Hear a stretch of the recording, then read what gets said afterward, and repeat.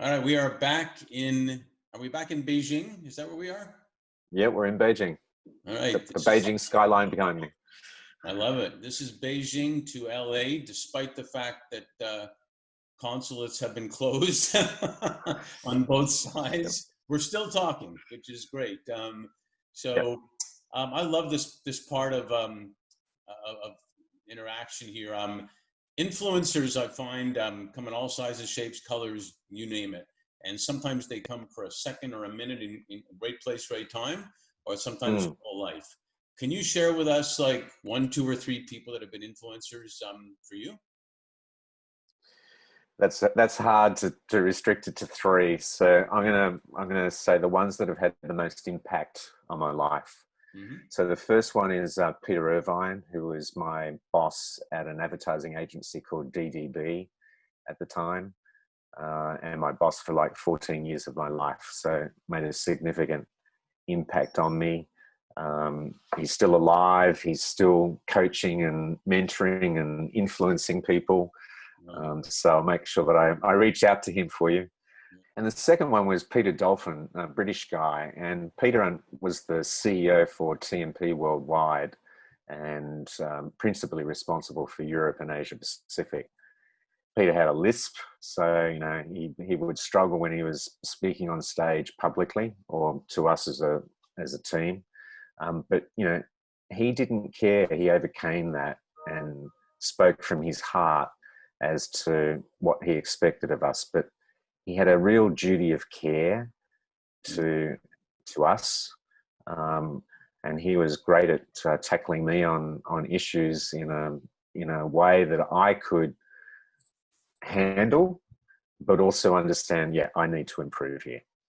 The third one, who unfortunately is not with us anymore, is an American called Jim Tracy. And Jim was the global CEO of Monster.com and TMP, but unfortunately passed away March in this year. And COVID-19 prevented me from being in New York to be at his funeral. But what Jim taught me was a lot about business and how to run a successful business. And also, the 2 Peters before were great in influencing me on how to treat people.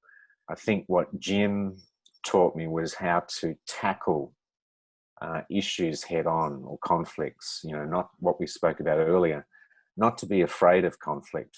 Conflict is good. It's not yelling and screaming at one another. A conflict is when my idea is different to your idea. And I thought Jim was a master at resolving conflicts. And you used the word before when we were off air about non-flict. I really liked that. He was, I think he was the master of non-flict. So. We'll have to get him to be a coach for non-flict now. Well, if he was still with us, I would. But yeah. Well, you can be his heir apparent.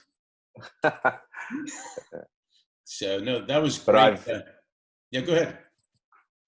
And I was just going to say, the other thing I'm really blessed with is people less than half my age that I mentor and coach, and they coach me and teach me just as much. So they have an influence on me as well.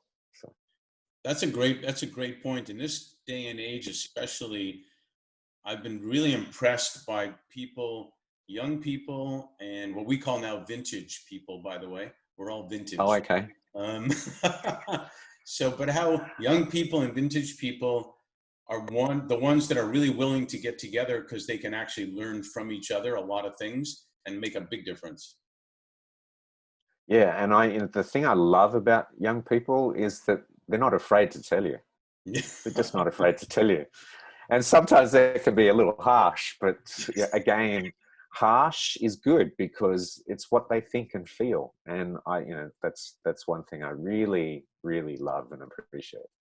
Yeah, I think that's a great way to conclude this. So thanks for sharing that. That was really cool. Thank you. And good to see you.